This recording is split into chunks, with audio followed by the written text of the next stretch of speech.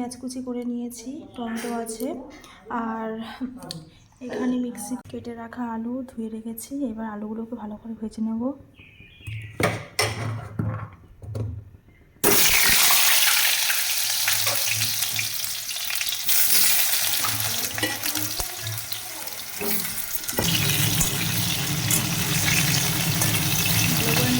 পরিমাণ মতো ফোড়নে দেবো গোটা জিরে, এলাচ, লবঙ্গ, দারচিনি।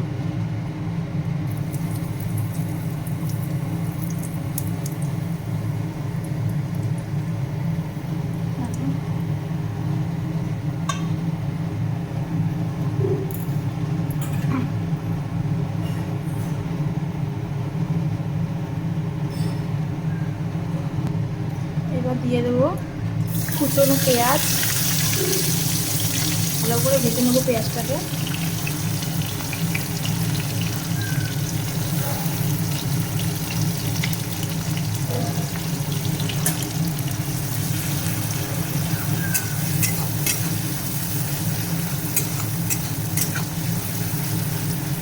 পেঁয়াজ অল্প দিলাম এখানে।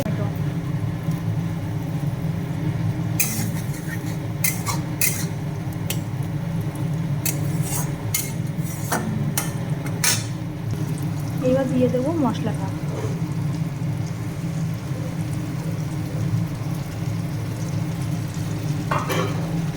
মশলাটা ভালো করে কষিয়ে নেব।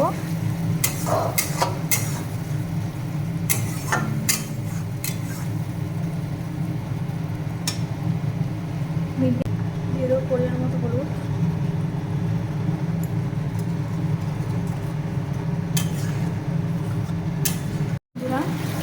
মশলাটা কষানো হয়ে গেছে, তোমাদের দেখানো হয়নি। মাংসটা দিয়ে দিয়েছি আর সামান্য মশলা ধোয়া জলটা একটু দিয়ে দিয়েছি। এখন ভালো করে কষিয়ে নেব।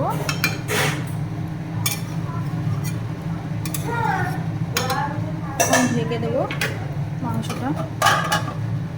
ঢেকে মাংসটা কষালে ভালো হয়, সেদ্ধ হয় ভালো তাড়াতাড়ি। এবার আলুগুলো দিয়ে দেবো, দিয়ে ভালো করে ঢেকে দেবো।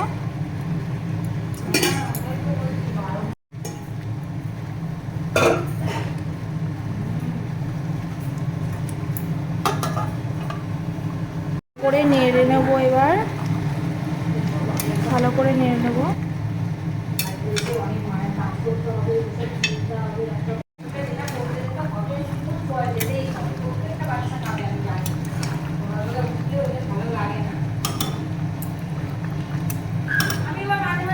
ভালো করে জল দিয়ে কষিয়ে নেব।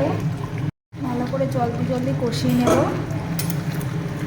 দেখো এটা মাংসের জল ছেড়েছে। ভালো করে কষিয়ে রান্না করতে হবে।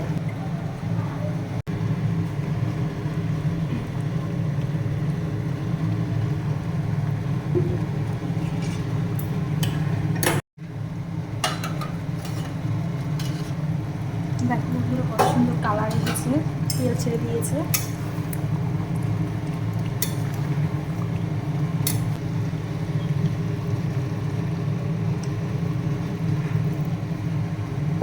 দেখো বন্ধুরা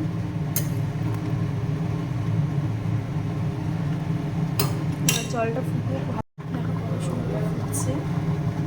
আমরা আগে একটা সিক্রেট জিনিস দিলাম, কি বলো তো, ঘি। সামান্য একটু ঘি দিয়ে দেবে, দেখবে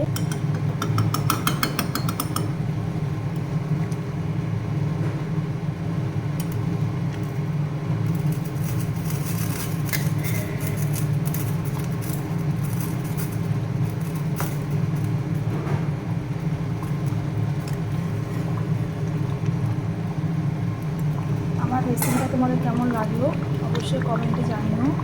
ভালো লাগলে লাইক, কমেন্ট, শেয়ার অ্যান্ড চ্যানেলকে সাবস্ক্রাইব করে দিও।